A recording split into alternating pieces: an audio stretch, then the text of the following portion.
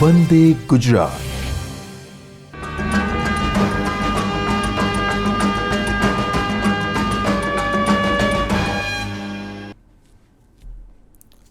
નમસ્કાર વિદ્યાર્થી મિત્રો, ધોરણ 10ના અભ્યાસક્રમમાં આજે આપણે વિડીયોના માધ્યમથી અભ્યાસક્રમમાં જોડાયા છીએ. ત્યારે અત્યારે તમારી સામે ગુજરાતી ભાષાની એક નવીન કૃતિ લઈને હું ઉપસ્થિત થયો છું. મિત્રો, ગુજરાતી ભાષા એટલે આપણી માતૃભાષા, જે આપણને ગળથુથીમાંથી મળી છે. અને આ ભાષાને સમજવા આપણી પાસે પૂરતી લાગણીઓ છે. તો ક્યારેક આપણે આ ભાષાને અભિવ્યક્ત કરવાના જે બે સ્વરૂપો છે, એક મૌખિક અભિવ્યક્તિ અને બીજી લેખન અભિવ્યક્તિ. અભ્યાસ પૂર્ણ થયે આપણે જીવનમાં કોઈક જગ્યાએ લેખન અભિવ્યક્તિ પ્રસ્તુત કરીએ છીએ, તો ક્યારેક મૌખિક અભિવ્યક્તિની ખૂબ જરૂર પડે છે. અને આ બધું ભાષા થકી જ શીખાય છે. ભાષાના માધ્યમ દ્વારા આજે આપણે કોઈ પણ ક્ષેત્રમાં, કોઈ પણ વ્યવસાયમાં બહુ સારો એવો પ્રોગ્રેસ કરી શકીએ છીએ, જો આપણી પાસે આપણી ભાષાની સમૃદ્ધિ હોય તો. એટલે મિત્રો, આજે તમે પ્રથમ ભાષા ગુજરાતી, જેને આપણે ફર્સ્ટ લેંગ્વેજ તરીકે ઓળખીએ છીએ, અને આપણું માધ્યમિક શિક્ષણ બોર્ડ એને 01 એવો ક્રમ આપ્યો છે. એ વાત આપની જાણ સારું મેં કરી છે, પણ હું તમારી સાથે આજે એક એવી કૃતિ લઈને ઉપસ્થિત થયો છું કે તમને સાંભળવી, સમજવી ખૂબ ગમશે. તમે અભ્યાસની સાથે સાથે તમારા જીવનમાં ઉપયોગી બને એવી કેટલીક બાબતોનો ઉલ્લેખ આજે થશે. શિક્ષણ માત્ર પાઠ વાંચવાથી કે એક સારો કોઈનો વિડીયો જોવાથી પૂર્ણ થઈ જતું નથી, પણ એ જોયા પછી આપણા હૃદય સુધી એ વાત ઉતરે, મનમાં એ વાત આપણી વલોવાય અને નિષ્કર્ષ પામે, અને આપણે પરીક્ષાલક્ષી અને જીવનલક્ષી એમ બંને પ્રકારના સર કરીએ જ્યારે આપણે સિદ્ધાંતો, ત્યારે જ સાર્થક થયું કહેવાય. બાળમિત્રો, તો આવો ફરી એકવાર તમારો ગુજરાતી સાહિત્યના ગદ્ય વિભાગમાં સ્વાગત કરીને આજના નવા એકમની શરૂઆત કરું છું. નવો એકમ તમારી સામે જ્યારે મૂકું છું ત્યારે ગતિભંગ,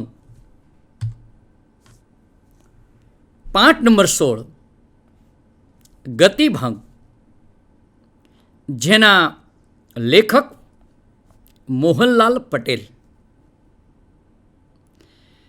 મિત્રો, એક વાત બરાબર યાદ રાખીએ કે જ્યારે કોઈ કૃતિ આપણે ભણીએ છીએ ત્યારે એના લેખક અને કવિતા ભણતા હોય તો એના કવિ, એ બંનેને આપણે સમજવાના છે, એમને એમના સાહિત્ય દ્વારા પામવાના છે.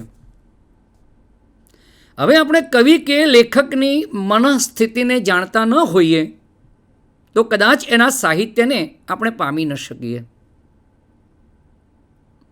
લેખક કેવા સંજોગોમાં,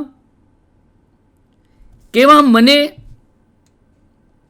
એમના અંતર્મનમાં જે ઉર્મિઓ છે એ એમની કલમે જ્યારે લખાય છે ત્યારે એ લખવાની જે પ્રેરિત થયા છે લેખક એવી સ્થિતિને જો આપણે પકડીએ તો કદાચ એ કૃતિ આપણે ખૂબ સારી રીતે સમજી શકીએ છીએ.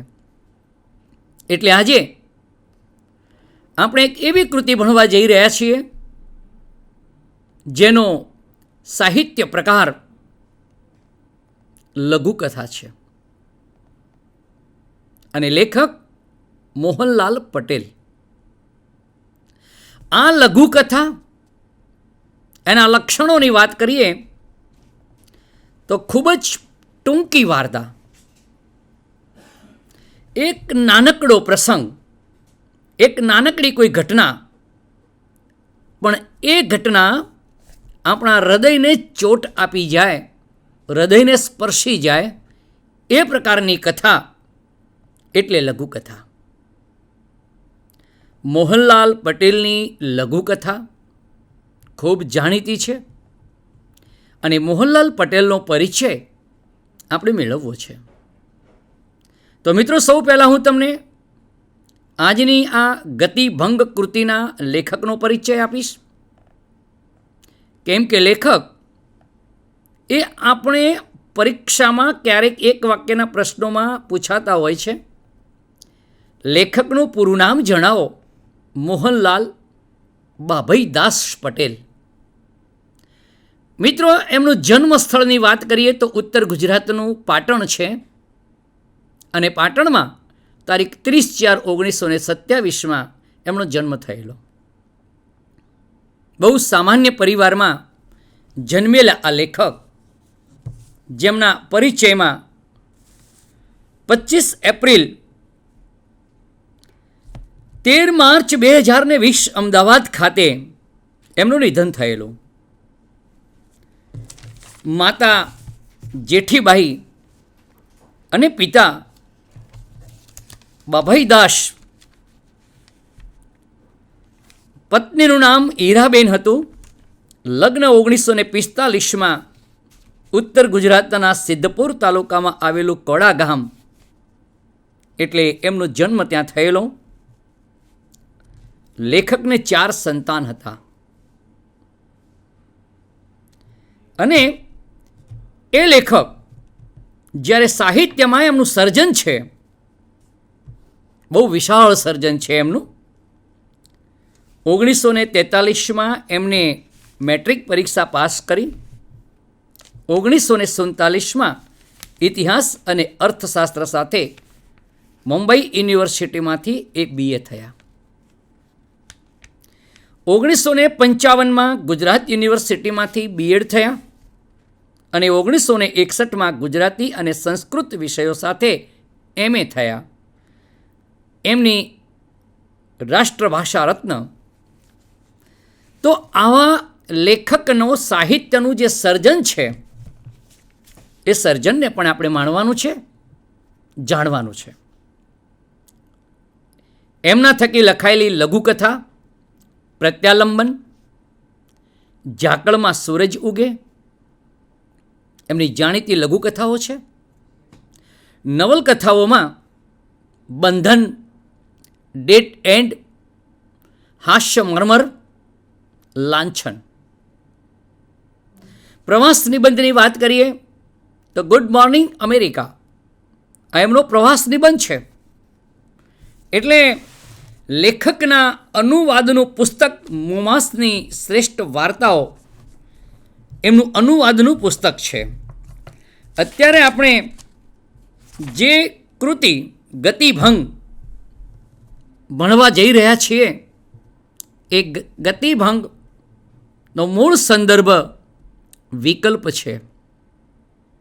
વિકલ્પમાંથી લીધેલું આ સ્વરૂપ લઘુકથા મોહનલાલ પટેલની બહુ જ નાનકડી એક ઘટના, બહુ નાનકડી એક વાર્તા, કાલ્પનિક વાર્તા, પણ એના ટૂંકા ટૂંકા સંવાદો, એની ધારદાર ભાષા,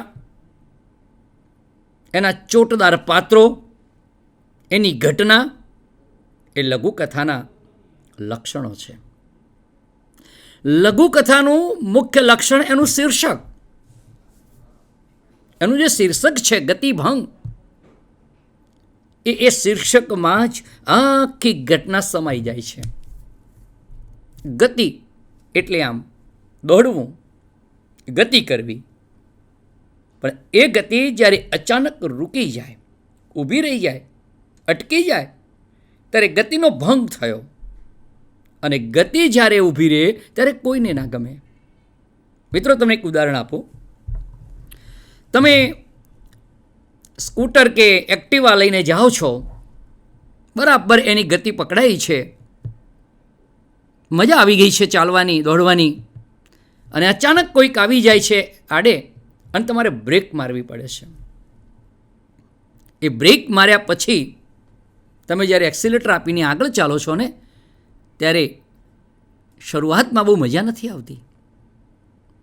ગેરવાળી ગાડી હોય, બરાબર મોસમ પકડાઈ હોય, અને હમ્પ આવી જાય, ડ્રાઈવરને એને બ્રેક મારવી પડે, એને ગેર બદલવો પડે, અને પછી જ્યારે એક્સિલેટર આપીને ગાડી ફર્સ્ટમાં ચલાવે ને, ત્યારે એને પોતાને બી થોડુંક ઓછું ગમે છે. કેમ?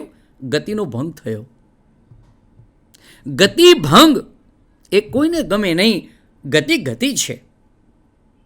તો આવું સરસ મજાનું એક શીર્ષક લઈને આ વાર્તાનું સર્જન થયું છે, આ કથાનું સર્જન થયું છે, લઘુકથાનું સર્જન થયું છે મોહનલાલ પટેલ થકી. એટલે વિકલ્પમાંથી લીધેલી આ લઘુકથા આજે આપણે સમજવા જઈ રહ્યા છીએ. મિત્રો, ધ્યાન આપજો, બહુ ધ્યાનથી જોજો. કથા સાહિત્યનું લઘુ સ્વરૂપ છે, નાનામાં નાનું સ્વરૂપ. કથા સાહિત્યનું નાનામાં નાનું સ્વરૂપ એટલે લઘુકથા. કાવ્યમાં નાનામાં નાનું સ્વરૂપ એટલે હાઈકુ. ગદ્યમાં નાનામાં નાનું સ્વરૂપ લઘુકથા.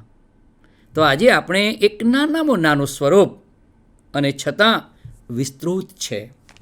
એનો અર્થ, એનો મર્મ, એનું વાર્તા તત્વ એ બહુ જ વિશાળ છે. એટલે સંક્ષેપમાં રજૂ કરવું ને એક કળા છે.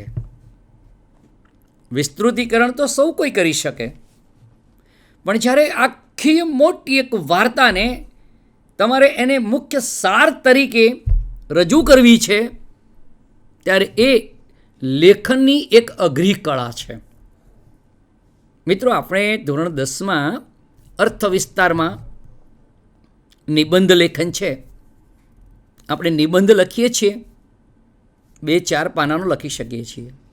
મારો અનુભવ છે કે વિદ્યાર્થી મિત્રો નિબંધ 2-4 પાના લખી શકે છે, અર્થ વિસ્તાર સારો કરી શકે છે. 2 પંક્તિ આપી હોય અને વિદ્યાર્થીઓ 2-3 પાના ભરી શકે છે. 1-2 ઉદાહરણ મૂકી દે, વિચારોનું સ્પષ્ટીકરણ કરે. પરંતુ એક આખો પેરેગ્રાફ આપવામાં આવે અને એમ કહેવામાં આવે કે આ પેરેગ્રાફને તમે 1/3 ભાગમાં એનું સંક્ષેપીકરણ કરો, તો વિદ્યાર્થીઓને ક્યાંક મુશ્કેલી પડે છે. જો કે એનો અભ્યાસ કરવામાં આવે અથવા એની ટેકનિક જાણવામાં આવે અથવા એને સમજવામાં આવે સારી રીતે, તો સંક્ષેપીકરણ બી વિદ્યાર્થીઓ માટે કોઈ અઘરી બાબત નથી, જો તમે સારી રીતે એને સમજો તો. ક્યારેક આપણે વિડીયોના માધ્યમથી એ વાતને પણ સમજીશું. હું તમારી આ અઘરી બાબતને જરૂર સરળ કરી આપીશ, પરંતુ અત્યારે માત્ર એક ઉદાહરણ તરીકે તમારી સામે મૂકું છું કે વિશાળ વાતને જ્યારે આપણે લઘુતામાં પ્રસ્તુત કરવી છે, એટલે થોડીક અઘરી બાબત તો છે જ. 4 વાક્યોમાં વ્યક્તિએ પોતાનો આખો જીવનસાર કહેવાનો હોય ને, તો એ સૌથી અઘરી બાબત છે. એવી જ વાત આજના સાહિત્ય સ્વરૂપની છે, ગતિભંગ. લેખકે આ લઘુકથાને નવલકથામાં નાયક કે નાયિકાના સમગ્ર જીવનનું વર્ણન હોય છે.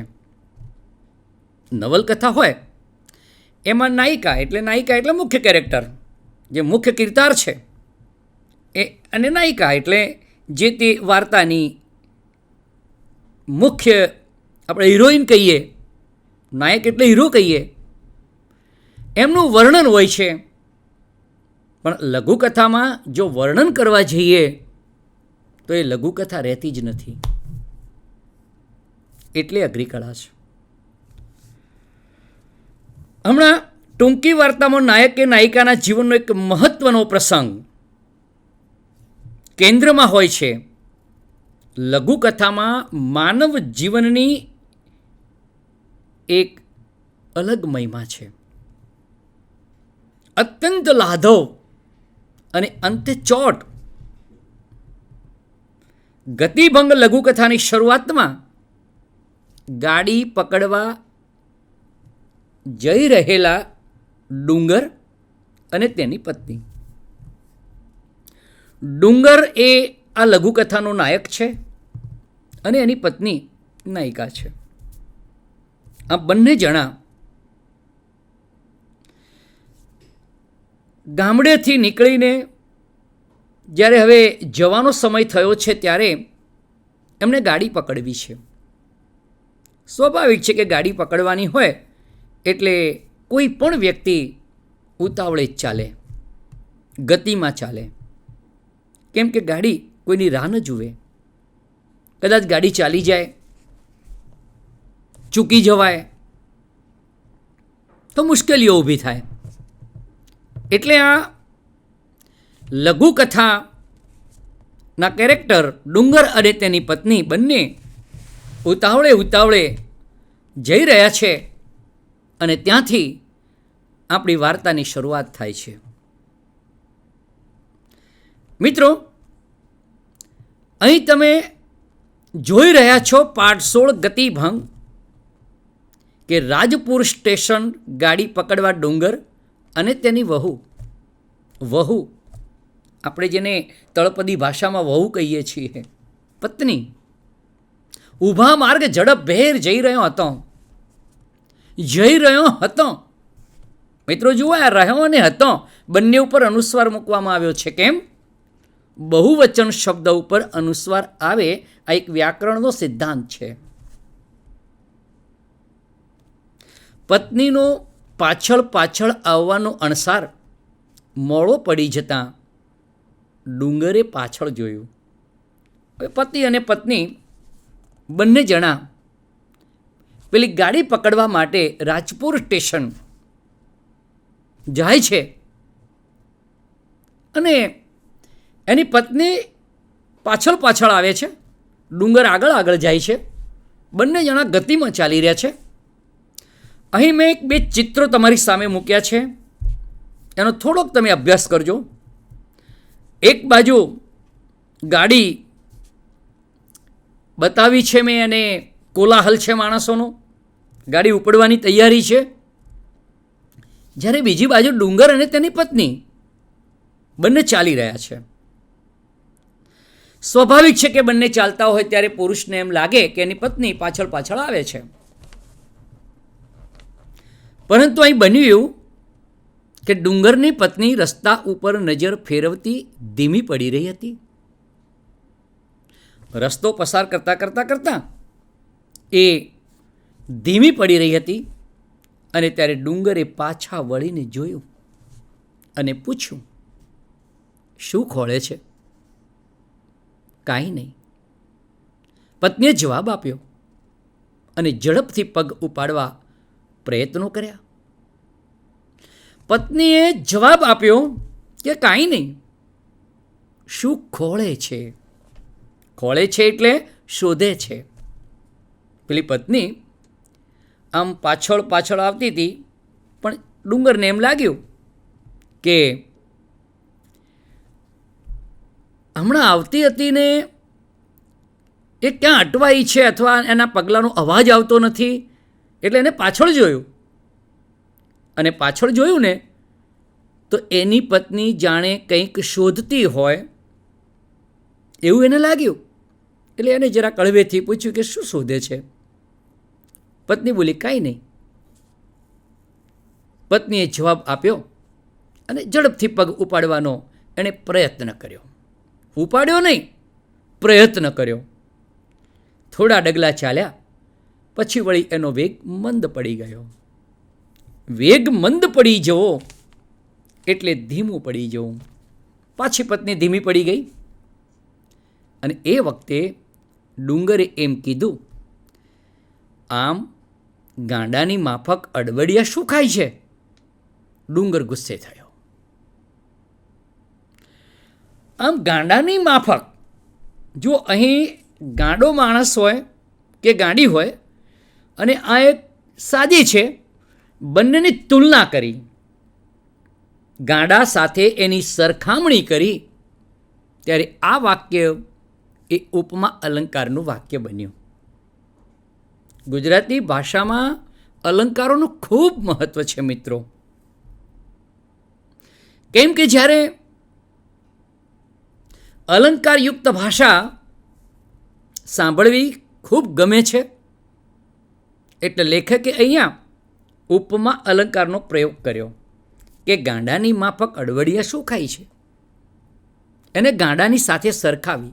એક ગાંડો માણસ હોય, એને બેલેન્સ ન હોય, એ ગમે તેમ બોલી નાખે, ગમે તેમ ચાલી નાખે, ગમે તેવી પ્રવૃત્તિ કરી નાખે. એટલે પેલી ડુંગરની પત્ની તો સારી છે, સાદી છે, પણ ગાંડાની સાથે સરખાવીને એમ કહ્યું કે ગાંડાની માફક અડવડિયા શું ખાય છે? અડવડિયા એટલે લથડિયા, જેના પગનું કોઈ બેલેન્સ નથી. એવી રીતે ચાલે છે. ડુંગર ગુસ્સે થઈ ગયો. હવે ગુસ્સો થવાનું બી ચોક્કસ કારણ હતું. કોઈ કહેશે મને? ગાડી પકડવાની હતી ને. રાજપુર સ્ટેશને જો ગાડી ચૂકી જવાય તો મુસીબત થઈ જવાય. એટલે અહીં એને ગુસ્સો થવાનું કારણ બી નિશ્ચિત છે.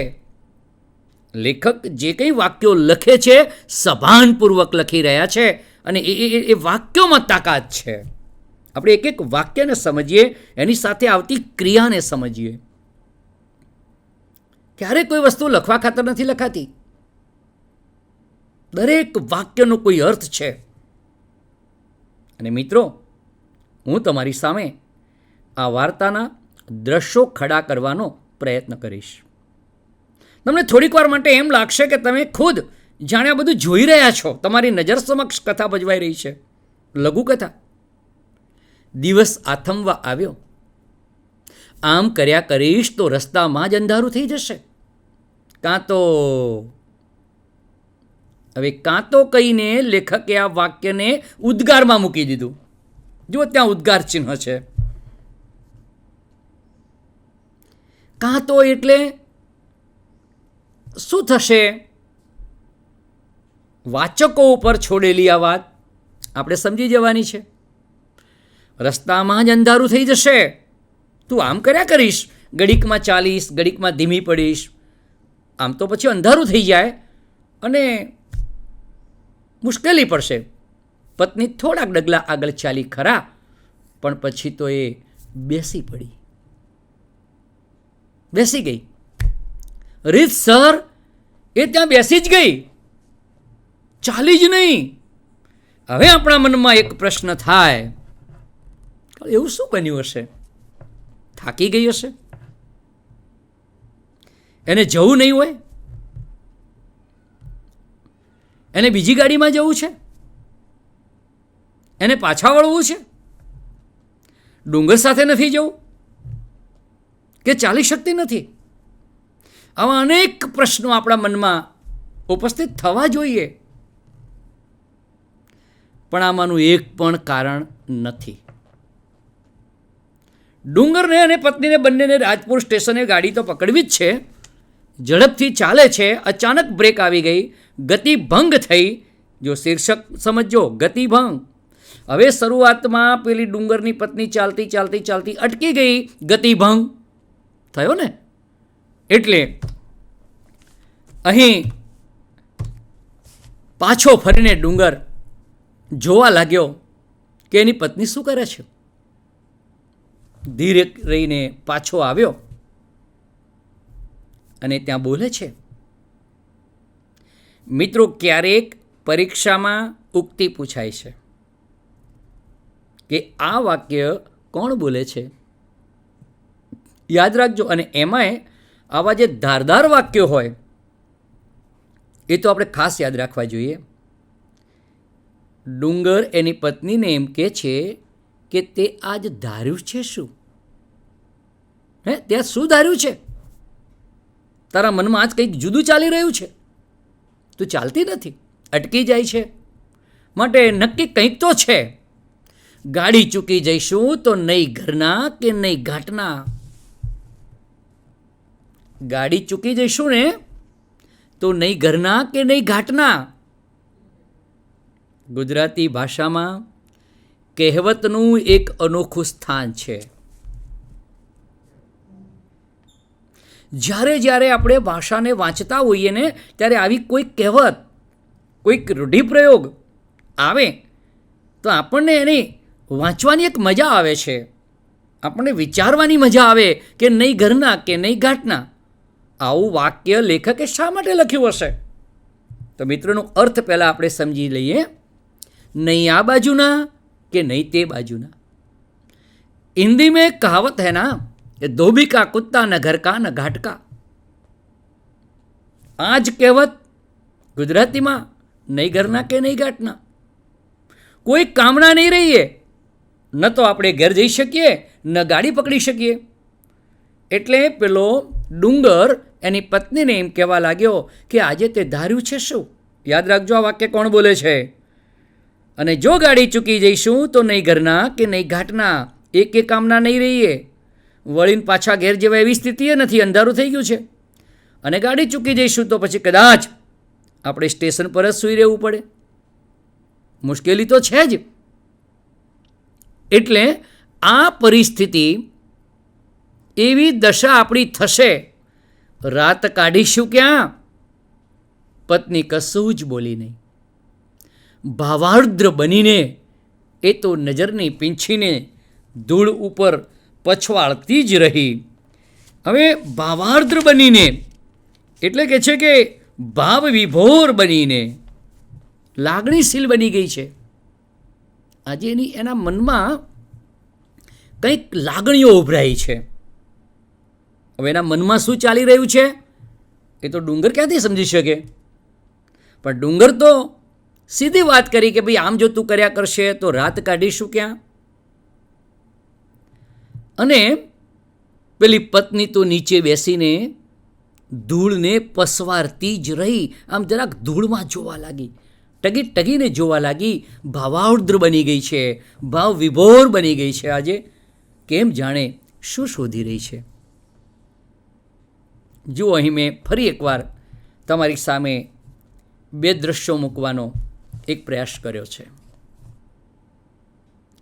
એક બાજુ મેં ડુંગરને કાલ્પનિક બતાવવાનો પ્રયત્ન કર્યો છે, તો બીજી બાજુ એની પત્નીને બેસી ગયેલી મેં બતાવી છે, જેથી તમારા માનસમાં એક દ્રશ્ય અને શ્રાવ્ય બંનેની ઇફેક્ટ આવે અને તમે આકૃતિને ખૂબ સારી રીતે સમજી શકો. એવો મારો એક પ્રયાસ રહ્યો છે તમારી સાથેનો. મિત્રો, નજરની પીંછીને ધૂળ ઉપર પસવારી રહી હતી, જેમ કોઈ કલાકાર એક ચિત્ર બનાવે. કોઈ કલાકાર હોય અને આમ દિવાલ ઉપર કે આમ કોઈ જગ્યાએ ચિત્ર દોરતો હોય ને, ત્યારે એની નજર એની પીંછી ઉપર હોય છે. જો એની નજર પીંછી ઉપરથી ખસી જાય તો ચિત્ર બગડી જાય, લીટા થઈ જાય, ચિત્ર વિચિત્ર બની જાય. એટલે એની એકાગ્રતા એની પીંછીમાં જ હોવી જોઈએ. કોઈ શિલ્પકાર કોઈ શિલ્પને કોતરતો હોય અને એનું જે પેલું ટાંકણું છે એ ટાંકણા ઉપર જ એની નજર હોય છે. જો એ ટાંકણા ઉપરથી એની નજર ખસી જાય તો વધારે કંઈક તૂટી જાય અને એ આકૃતિ વિકૃતિ બની જાય. એને જે ચિત્ર ઉપસ્થિત કરવું છે ને એ ન થાય. એટલે લેખકે આ વાતને ઠોસપૂર્વક રજૂ કરી કે નજરની પીંછી રૂપક અલંકાર છે. નજરની પીંછી ધૂળ ઉપર પસવારી રહી હતી ને જોયું. એ બોલી, શું? મને તો કાંઈ જ દેખાતું નથી. એ ડુંગર એને કહ્યું કે ભાઈ શું શોધે છે તું? મને કંઈ સમજાતું નથી, મને તો કંઈ દેખાતું જ નથી. એમ ડુંગર પણ થોડો ચિંતામાં પડી ગયો કે આજે આ કેમ આમ કરી રહી છે, ચાલે છે ને બેસી જાય છે ને આમ ધૂળમાંથી કંઈક શોધે છે ને શું શોધતી હશે, કંઈ સમજાતું નથી. એટલે એને જોયું તો પત્ની આંગળીનો છેડો એક જમીન પાસે લઈ ગઈ. જે જમીન પર બેસી ગઈ હતી ને એ જમીન પાસે આંગળીનો છેડો લઈ ગઈ. એક ઘાટેલી પગલીની છાપ એ બતાવી રહી હતી. પગલી એટલે પગલું. જ્યારે ધૂળમાં કોઈ નાનું બાળક ચાલે તો એના નાનકડી પગલીઓ એ ધૂળમાં પડતી હોય છે ને છાપ પડતી હોય છે. એ પેલી પગલીઓ ધૂળમાં પડી. એ પગલી સામે ડુંગરની પત્ની એકી ટસે ધારીને જોઈ રહી હતી. ડુંગર પણ વિચારમાં પડી ગયો છે કે એવું તે શું છે આ પગલીઓમાં કે એની નજર ત્યાંથી હટતી જ નથી. અને પછી એ બોલી, આપણી બબલીની જ પગલી જાણે, બબલીની જ પગલી જાણે. અહીં ફરી એકવાર અલંકારનો ઉપયોગ થયો અને એ છે ઉત્પ્રેક્ષા અલંકાર. કોઈ પણ વાક્યમાં, સૂક્તિમાં કે ઉક્તિમાં જાણે, રખે અને શકે પદ મૂકવામાં આવતું હોય, સંભાવના પ્રસ્તુત કરવામાં આવી હોય. જાણે આપણે એમ કહીએ કે મને એમ લાગે છે કે જાણે હવે કોરોના ઓછો થઈ ગયો છે. એક સંભાવના છે, થયો છે નથી થયો એ સાઈડની બાબત છે, પણ એક સંભાવના વ્યક્ત કરી આપણે કે કોરોના જાણે ઓછો થઈ ગયો છે. જાણે પદ આવ્યું ને એટલે ઉત્પ્રેક્ષા અલંકાર બન્યો. યાદ રાખજો મિત્રો. તો વાક્યોમાં ક્યાંક ઉપમા અલંકાર છે, કોઈ જગ્યાએ રૂપક છે, તો કોઈ જગ્યાએ ઉત્પ્રેક્ષા પણ છે. પણ આપણને ખબર હોવી જોઈએ કે આ વાક્ય કયા અલંકારનું છે. મારી બબલીની જ પગલી જાણે એટલે ઠોસપૂર્વક એને વાત કરી કે સાંભળો છો, આ જુઓ ને, મારી બબલી, બબલી એટલે ડુંગરની દીકરી. વર્ષો પહેલાં એ ખોઈ નાખી છે બંને જણાએ પોતાના જીવનમાંથી. એ બબલીની પગલી એટલે જે નાના નાના પગલાં હતા ને ધૂળમાં, એ પગલાંને જોઈને આજે ડુંગરની પત્નીને એ બબલીની સ્મૃતિઓ તાજી થઈ. એને એની બબલી યાદ આવી ગઈ, એની દીકરી યાદ આવી ગઈ. હું તો ક્યારની આ પગલીઓને જોયા જ કરતી આવું છું. હું તો આ પગલીઓને જોતી જોતી આવું છું. તમે મને કહેતા હતા ને કે શું શોધે છે, બસ આ પગલીઓ શોધતી હતી. અને આ પગલીઓ મારી દીકરીની જ છે, મારી બબલીની જ છે. બરોબર એ જ પગલું, આંગળાની બોરબોર જેવી છાપ, એની નાની નાની આંગળીઓ અને આંગળીઓના ટેરવા જાણે પેલા ચણી બોર હોય ને એવી ધૂળમાં એની છાપ પડી છે. અને મૃત બબલીની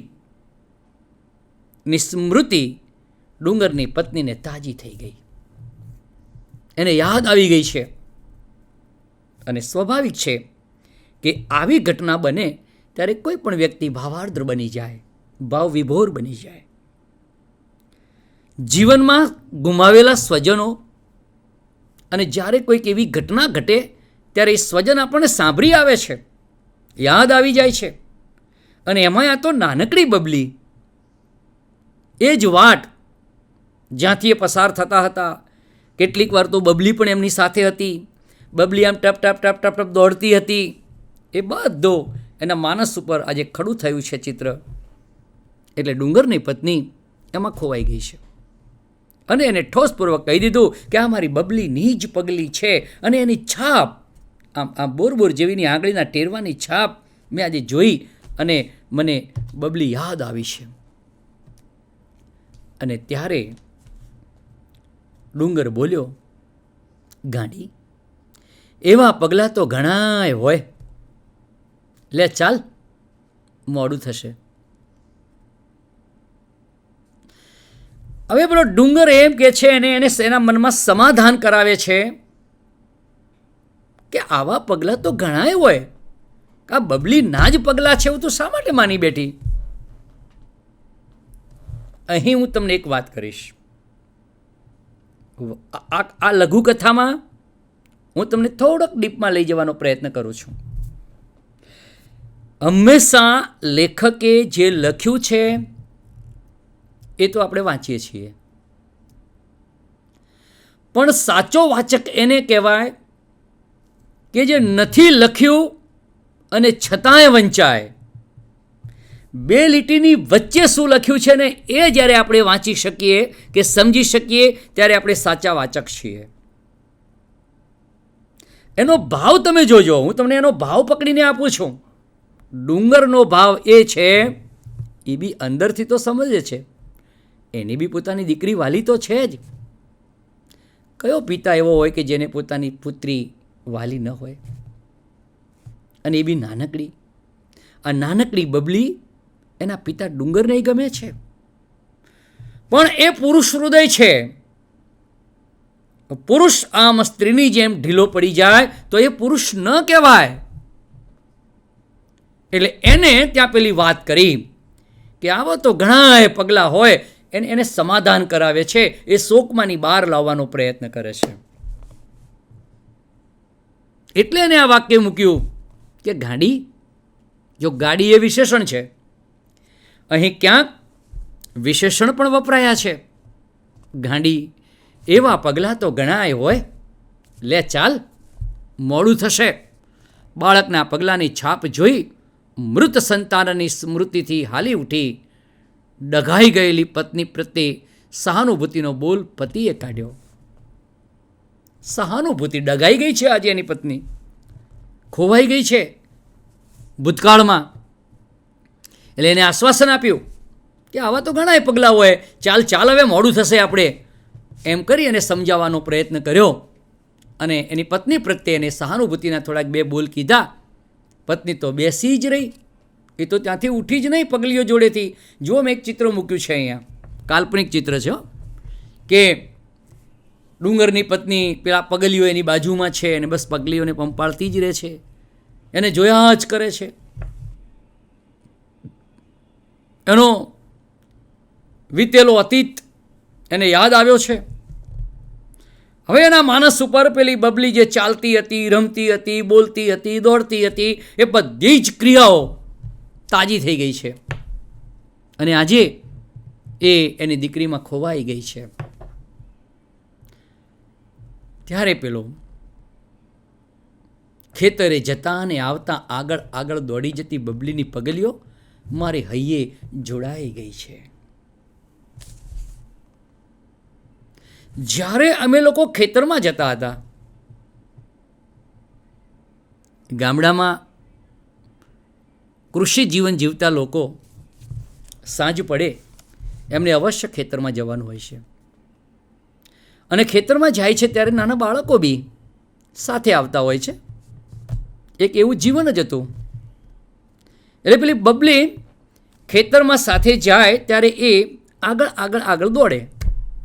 જો અહીં બાળકનો એક સ્વભાવ છતો થયો.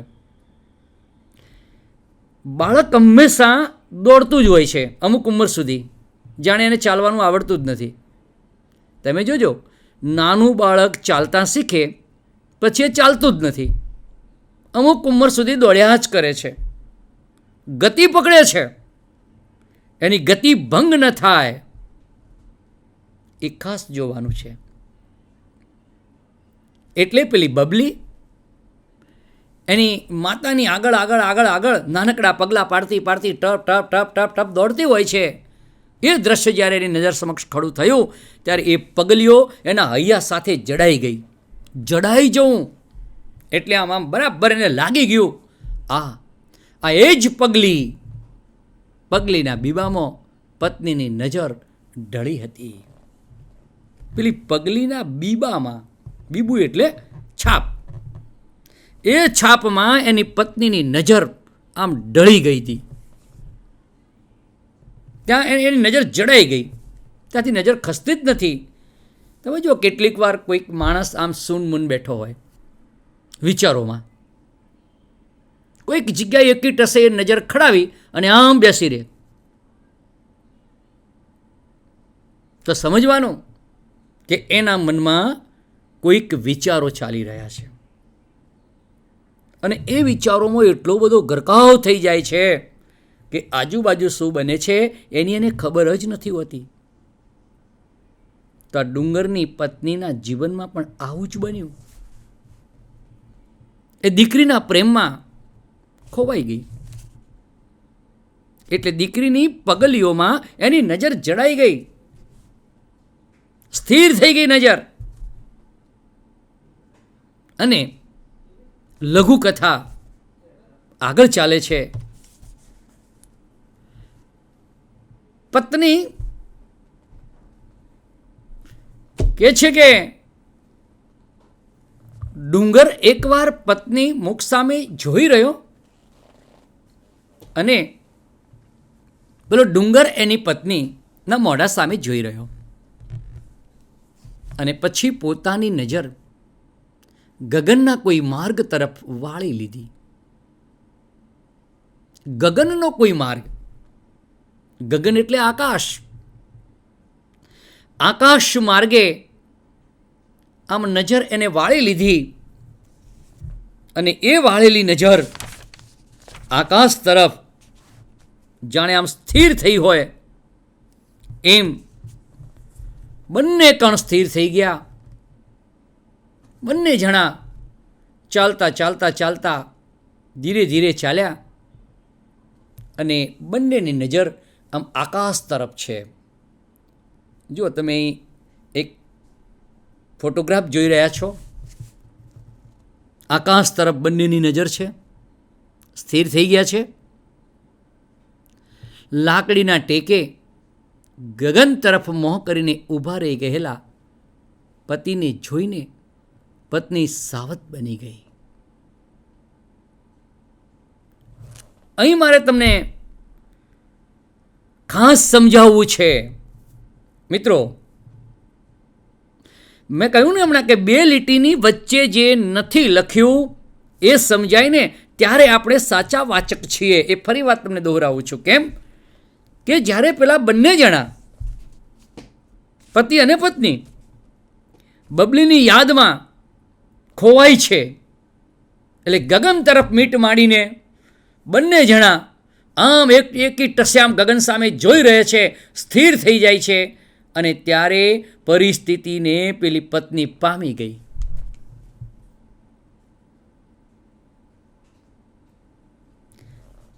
દંપતિ, પતિ અને પત્ની એ સુખ દુઃખના સાથી છે. રથના બે પૈડા છે, સિક્કાની બે બાજુ છે અને એકબીજાના પૂરક છે. મુશ્કેલીના સમયે એકબીજાને જો મદદમાં ઊભા રહે તો એ એમનો સાચો પ્રેમ છે, એ સાચા પતિ પત્ની છે. એની પ્રતીતિ આ લઘુકથામાં થઈ કે જ્યારે પેલી ડુંગરની પત્ની બેસી ગઈ હતી ત્યારે એને સહાનુભૂતિ આપીને ડુંગરે એને ચલાવવાનો પ્રયત્ન કર્યો ને બોલી, લે હેડ, મોડું થશે. આવા તો પગલાં ઘણાય હોય. જે સહાનુભૂતિ આપી એક પત્નીને એ શોકમાંની બહાર કાઢવાનો પ્રયત્ન કર્યો. જ્યારે બીજી બાજુ હવે પેલો પતિ, એને પોતાની દીકરી યાદ આવી છે અને એ ખોવાઈ ગયો, ત્યારે આખી પરિસ્થિતિને ડુંગરની પત્ની પામી ગઈ અને સમય સૂચકતા વાપરી સાવધ બની ગઈ, ચાલાક બની ગઈ, હોશિયાર બની ગઈ, સતેજ બની ગઈ અને શોકમાંની એક ઝાટકે બહાર આવી અને બહાર આવીને શું બોલી? લ્યો હેંડો. જુઓ, હવે પત્ની પતિને ચલાવે છે અને એમ કે છે, લ્યો હેંડો, હવે પગ ઉપાડો ઝટ, ગાડી ચૂકી જઈશું. આ વાક્ય ઘણું બધું કહી જાય છે. લ્યો હેંડો, હવે પગ ઉપાડો ઝટ, ગાડી ચૂકી જઈશું. અને બંને જણે વળી બમણા વેગથી ચાલવા માંડ્યું. ગતિ આવી ગઈ. ગતિનો જે ભંગ થયો હતો એ ગતિ ભંગ, પાછી ગતિ ચાલુ કરી એટલે પેલી સમય સૂચકતા વાપરીને ડુંગરની પત્ની સમજી ગઈ કે હવે આ પોતે બી વિચારોમાં ગરકાવ થઈ રહ્યા છે, માટે એને વિચારોમાંથી તોડાવીને એમાં શોકમાંની બહાર લાવવાનો પ્રયત્ન કરીને કહેવા લાગી અને એની લિંક તોડી, એની ગતિ ભંગ કરાઈ. ત્યાં લ્યો હેડો, હવે પગ ઉપાડો ઝટ, ચાલો જલ્દી, ગાડી ચૂકી જઈશું.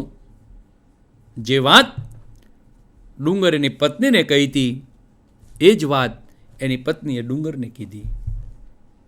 ગતિ પકડી. જે ગતિનો ભંગ થયો હતો એ ગતિ પકડાઈ ગઈ. તો આ અંતિમ ભાગ લઘુકથાનો ધારદાર, ચોટદાર છે. અને એટલે જ તો લઘુકથાઓ લઘુ સ્વરૂપ હોવા છતાં બહુ સફળ રહી છે. આજે આપણે આ લઘુકથા દ્વારા ઘણું બધું શીખ્યા છીએ. સાથે આપણે એ બી શીખવાનું છે કે જે કૃતિમાં પાઠ્યેતર વ્યાકરણ એની સાથે જ આપણે સમજવું પડે. પાઠમાં આવતા વિશેષણો, એમાં આવતા અલંકારો, એમાં આવતી અઘરા શબ્દોની જોડણી, ક્યાંક કોઈ શબ્દો જોડાયા છે કેવી રીતે, કયા નિયમથી તોડ્યા છે, એટલે કે સંધિ ક્યાં જોડાઈ, સંધિ કઈ રીતે છૂટી પડી. શબ્દ સમૂહ માટે એક શબ્દ હોય, કહેવત હોય, રૂઢિપ્રયોગ હોય, એ બધાને આપણે સમજવા પડે. એની એક એક વાત જો આપણે ન સમજીએ તો સંપૂર્ણ કૃતિ સારી રીતે ભણ્યા છીએ ન કહેવાય. તો વિદ્યાર્થી મિત્રો, થોડીક વ્યાકરણલક્ષી વાત કરીશ. અહીં આપણે આખી વાર્તામાં જોયું, લઘુકથામાં, મોળા પડી જવું, આવો એક શબ્દ પ્રયોગ થયો. એ પહેલાં હું તમને એમ કહીશ કે રૂઢિપ્રયોગનો અર્થ એટલે રૂઢિપ્રયોગ એટલે શું? મિત્રો, રૂઢિપ્રયોગ એટલે રૂઢિ એટલે રિવાજ, પરંપરાથી ચાલ્યું આવતી વાત અત્યારે પણ એ જ રીતે પ્રસ્તુત થતી હોય, એમાં કોઈ પણ જાતના સુધારા વધારા વગર એને રૂઢિનો પ્રયોગ કર્યો કહેવાય. મોળા પડી જવું એટલે ઉત્સાહ ઓછો થઈ જવો. વાતમાં લોકો કહે છે ને કે ભાઈ આજકાલ તો તમે બહુ મોળા પડી ગયા છો, એટલે કે તમારો ઉત્સાહ ઓછો થઈ ગયો છે. પહેલાં તો તમે બહુ સરસ ઝડપી કામ કરતા હતા, પણ આજે મોળા કેમ? મોળા એટલે મીઠા વગરના નહીં. કેટલાક વિદ્યાર્થીઓની આવી ભાષાકીય જ્ઞાન ન હોવાના કારણે અર્થનો અનર્થ કરતા હોય છે. મોળા પડી જવું એટલે કદાચ પ્રથમ દ્રષ્ટિએ એવું વિચારે કે એમાં મીઠું નહીં હોય. એટલે મોળા પડવું એટલે ઉત્સાહ ઓછો થઈ જવો. અડવડિયું ખાવું એટલે લથડિયું ખાવું. મેં આગળ એનો ઉલ્લેખ કર્યો છે. જેમ પેલો એક દારૂડિયો દારૂ પીને ચાલતો હોય રોડ ઉપર અને કેવો ભમે, એના પગના ઠેકાણા ન હોય, એટલે અડવડિયું ખાવું એવો શબ્દ પ્રયોગ ત્યાં આગળ થાય. ભાઈ એટલે અહીંયા ડુંગરે એની પત્ની માટે એવો શબ્દ પ્રયોગ કર્યો કે આમ અડવડિયા શું ખાય છે. અને એક નવો રૂઢિપ્રયોગ, હૈયે જડાઈ જવું, હૈયામાં યાદ રહી જવું. ડુંગરની પત્નીને બબલીની યાદો હૈયે જડાઈ ગઈ, એને હૈયામાં યાદ રહી ગઈ. નજર ઢળવી એટલે નજર સ્થિર થવી, નજર ઢળી ગઈ. આપણે કંઈક સારી વસ્તુ જોઈએ અને આપણી નજર ત્યાં ટકે, સ્થિર થઈ જાય, ત્યારે આ વાક્ય પ્રયોગ કરી શકાય કે હું એક શોરૂમમાં ગયો અને ત્યાં સુંદર કપડા ઉપર મારી નજર ઢળી ગઈ, મારી નજર એના ઉપર સ્થિર થઈ ગઈ.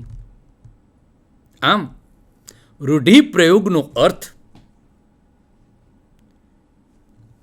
ભાષાકીય બાબતો માટે ખૂબ જરૂરી છે અને આપણને ધોરણ 10ના અભ્યાસક્રમમાં પરીક્ષા વખતે આપણને એક પૂરો ગુણ અપાવે છે. એટલે રૂઢિપ્રયોગો દરેક કૃતિઓમાં આવે છે, એને આપણે તૈયાર કરવાના, વાંચવાના અને એની જરૂર પડે નોંધ બી કરવાની. એ ઉપરાંત કહેવત પણ એટલી જ અગત્યની છે. આપણે એક સરસ મજાની કહેવત જોઈ કે નહીં ઘરના કે નહીં ગાંઠના, ન આ બાજુના કે ન તે બાજુના. ઘણી બધી ગુજરાતીમાં કહેવતો છે, દરેક કૃતિઓમાં જુદી જુદી કહેવતો હોય છે. એ કહેવતો પણ તમે યાદ રાખજો. અને વિરોધી શબ્દ એ પણ પરીક્ષા માટે બહુ અગત્યના છે. અહીં કેટલાક શબ્દો એવા આવ્યા કે ઘાટીલું તો બેડોળ, જે બરાબર દેખાવમાં નથી તે ડોળ વગરનું. સ્મૃતિ તો વિસ્મૃતિ, સ્મૃતિ વિસ્મૃતિ. સ્મૃતિ એટલે યાદ રાખવું અને વિસ્મૃતિ એટલે ભૂલી જવું. આ બંનેના અર્થ એવા થાય, પણ આપણે તે ઓપોઝિટ શબ્દ આપવાનો છે, સ્મૃતિ તો વિસ્મૃતિ. સાવધ અસાવધ, સાવધ એટલે સાવધાન તૈયાર, અસાવધ એટલે તૈયારી વગરના. આથમવું એટલે ઉગવું. સૂરજ ઉગે છે, સૂરજ આથમે છે. એમ વિરોધી શબ્દ, કહેવત, રૂઢિપ્રયોગ એ બધું આપણા માટે ખૂબ અગત્યનું છે. એ ઉપરાંત પર્યાયવાચી શબ્દો પણ બહુ અગત્યના છે. કે દાખલા તરીકે અણસાર તો સંકેત. આ પાઠમાં એક શબ્દ એવો આવ્યો કે એને અણસાર આવ્યો, પત્ની પાછળ પાછળ આવે છે એવો એને અણસાર થયો. અણસાર થયો એટલે એને સંકેત થયો. અને છાપ એટલે મોહર, પેલી પગલીની છાપ એવો શબ્દ આવ્યો ને, એ છાપ એનો પર્યાય શબ્દ મોહર થાય છે. એમ પ્રયત્ન એટલે કોશિશ, પ્રયત્ન એટલે કોશિશ. આમ આ પાઠમાં આવતા અપરિચિત શબ્દો આપણે પરિચયમાં લેવાના છે, એને તૈયાર કરવાના છે, સારી રીતે યાદ રાખવાના છે અને આપણે અભ્યાસ કરીને વાંચીને, મિત્રો ન સમજાય તો વિડીયો વારંવાર જોજો અને સમજવાનો પ્રયત્ન કરજો. આપણા ધોરણ 10ના ગુજરાતી ભાષાના આ અભ્યાસક્રમને આપણે આગળ વધારતા જ રહીશું, સમયાંતરે મળતા જ રહીશું અને જ્યાં જ્યાં તમને એમ લાગે કે આ બાબતો નોંધવા જેવી છે તો અવશ્ય તમારી નોંધપોથીમાં એની નોંધ કરજો, તૈયારી કરજો, ખૂબ સારું પરિણામ પ્રાપ્ત કરજો. એવા શુભાશીષ સાથે હું આપ સર્વને વિરમું છું. નવા વિડીયોમાં ફરી મળીશું. ત્યાં સુધી મને રજા આપશો. નમસ્કાર.